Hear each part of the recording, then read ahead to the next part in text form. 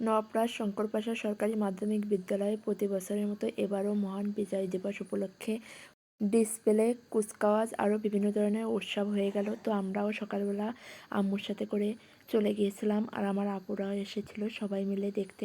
প্রতি বছরের মতো এবারও গিয়েছিলাম, অনেক ভালো লাগে। প্রত্যেকবারই বিজয় দিবস উপলক্ষে অনেক সুন্দর একটা অনুষ্ঠান আমাদের অভয়নগর উপজেলায় পালন করা হয়। তো এতে অনেক মানুষ কিন্তু এই উৎসবে আসে, সবাই মিলে অনেক সুন্দরভাবে দিনটা পালন করে।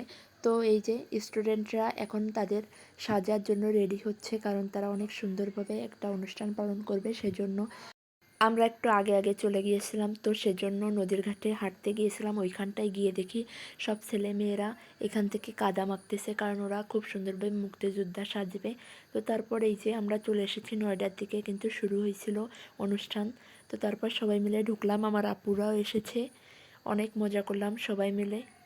এইখানটায় কিন্তু প্রত্যেকবারই প্রচুর পরিমাণে দোকানপাট বসে, যেখানে বিভিন্ন ধরনের জিনিসপত্র পাওয়া যায়। অনেক ধরনের খাবারের দোকান বসে, সেগুলো কিন্তু আসলে অনেক সুন্দর। আর এখানটায় আমরা যখন এসেছিলাম একদমই ফাঁকা ছিল। তো তারপর যখন নদীর ঘাটে গেছি, এসে দেখে একদমই সব লোকজন চলে এসেছে, আমরা আরও পিছনে পড়ে গেছিলাম। তো ওই যে এখন পতাকা উত্তোলন করা হবে, সব কিছু দারুণ, অনেক সুন্দর লাগতেছিল। আর চারপাশে আমাদের অভয়নগরের বিভিন্ন স্কুলের শিক্ষার্থীরা, সব মিলিয়ে অনেক ভালো লাগতেছিল। তো তারপর পতাকা উত্তোলন করা হয়ে গেলে কবুতর ওড়ানো হলো, সব কিছু অনেক সুন্দর লাগতেছিল। আর আসলেই এই দিনটা অনেক সুন্দর একটা দিন। আমাদের অভয়নগর উপজেলায় প্রত্যেক বছরে কিন্তু শঙ্করপাশা সরকারি মাধ্যমিক বিদ্যালয়ে এই দিনটা পালন করা হয়। সবাই এসে অনেক মজা করে, অনেক সুন্দর সুন্দর ডিসপ্লে, তারপরে প্যারেড, এইগুলো দেখে অনেক ভালো লাগে। তো দেখুন মাশাআল্লাহ, বেলুনটা অনেক সুন্দর লাগতেছিল। তো তারপর তারপর এক এক করে সব স্কুলের স্টুডেন্টরাও আসতেছিল।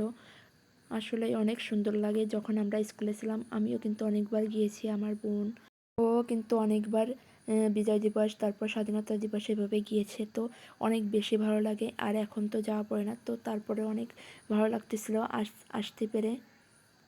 আপনারা কে কে এই উৎসবে এসেছিলেন আর আপনাদের কেমন লাগলো অবশ্যই জানাবেন।